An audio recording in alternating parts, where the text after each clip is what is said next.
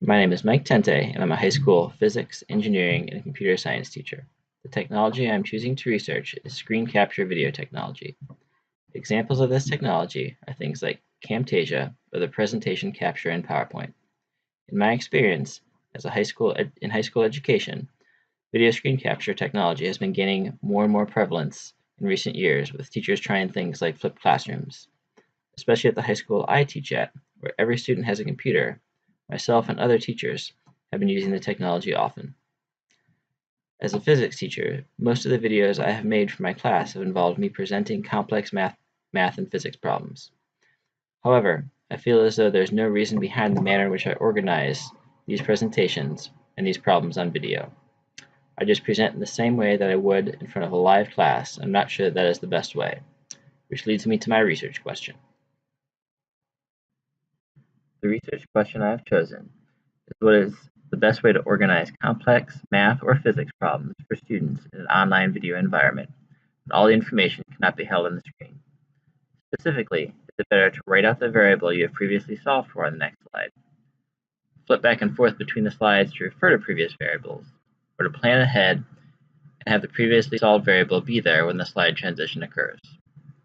This is a question that I think about every time I make a video presentation, and I've used all these methods, but I have no idea which one works best for my students. The material I would use to test this would be finding the total resistance and current and voltage across a specific resistor. The reason for choosing this topic is that problems like this can be lengthy or require relatively minimal prior knowledge, which could be taught at the beginning of a video. The participants I would use would be upper-level high school students or lower-level college students. These are the usual age group of students who take physics classes in which the type of problems I make videos on are covered. These students would be randomly sampled from the general population and then randomly assigned to conditions. As with any study, the more participants the better, but with 3 conditions there should be at least 100 students to test. They would need to be screened for whether they had covered the material that is being used in a high school or college physics class, and then those students who had been exposed to the material would then need to be randomly assigned to different conditions apart from the other participants. The data collection method I would use would be a pretest and a test. The pretest would be given to ensure that those involved in the study have not learned the material previously, and if they have, rate their knowledge so that they can be sorted appropriately based on their prior knowledge. The questions would be fill in the blank as opposed to multiple choice to ensure that the participants were properly evaluated and didn't get placed into a group based on lucky guesses. The questions shown on this slide are examples of what could be on the pretest to determine the prior knowledge of the participants. The test portion would be fill in the blank questions to see if the participants had learned the background knowledge, and 2 problems that are similar to what was done in the video presentation.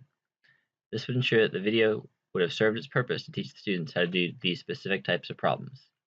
Ideally, the problems would be fill in the blanks as opposed to multiple choice to ensure that participants know how to do the problems instead of just guessing. This should make establishing statistical significance among the groups easier. It would be ideal if the participants still had access to the videos as they were trying to do the problem. Being able to review the videos is one of the benefits of posting videos of how to do problems like this. The question shown above is an example of one of the problems that would be given on the test. The fill-in-the-blank questions would likely be similar to those on the pretest. The procedure would be as follows. 2 videos would be made, one in which the variables are not carried over to the next slide, and the slide would be changed to the previous slide when referenced. Another in which the solved variables are written down and the transition occurs from one slide to another. Last, a video in which the variables solved in the previous slide are simply on the screen already after the transition occurs. Next, a group of about 100 students would be randomly assigned to each of the 3 videos I just listed, checking to see if any had prior experience with this content. Each participant would then be given a pretest, focusing on their knowledge of how to do the problems that would be gone over in the video, to ensure the video was responsible for any changes in their ability to work the problems. Each participant would then watch whichever video they were assigned to. The participants would be given a short test on the problems and concepts. Lastly, after about a week, the participants would be tested over the material again to see if they retained the information over time. Test-retest reliability would be needed to measure the 2 tests not the pretest, and internal consistency reliability would need to be measured. Inter-rater reliability would have to be considered here, as a person would likely have to grade the fill-in-the-blank questions.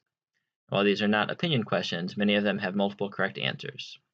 Inter-rater reliability can be ensured by having a list of possible correct answers and an agreed-upon method of how to count spelling mistakes. Validity would be established by consulting an expert to ensure that the problems and topics covered would be a good test of the research question. The data from the survey would be coded as shown here. Measures of central tendency, like the mean and median, would be done for the change in participants' performance on the pretest and the other two tests. The variability of the data would be taken with standard deviation. Lastly, a MANOVA would be done to see if there are any differences in the performance that would be statistically significant.